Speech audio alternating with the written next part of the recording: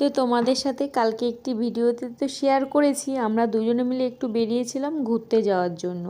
যেহেতু কালকে ওয়েদারটা ঠান্ডা ছিল, প্রচণ্ড পরিমাণে গরম পড়ছিল এই কদিন, কিন্তু কালকে একটু পরিবেশটা মানে বৃষ্টি হয়েছিল, যেহেতু সকালের দিকে বিকালের দিকে পরিবেশটা ঠান্ডা ছিল, তার জন্য ঘুরতে চলে গেছিলাম গ্রামের দিকে।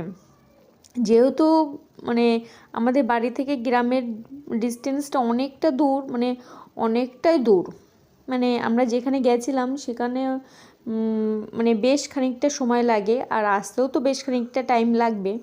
তো বাড়িতে আসার সময় অনেকটা মানে সন্ধ্যা হয়ে গেছে।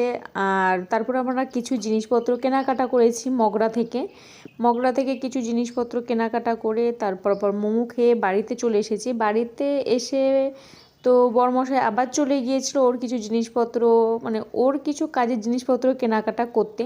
তো আমি সেখান থেকে এসে আমি ফুচকা খেতে এসেছিলাম, আর একা একাই এসেছিলাম, যেহেতু একাই খাবো তাই 20 টাকার ফুচকা নিয়েছি। আর হ্যাঁ, আমি কিন্তু মানে ঘুরতে যাওয়ার পরে মগরা থেকে কী কী কেনাকাটা করেছি সেগুলো তোমাদের পরে একটি ভিডিওতে শেয়ার করব।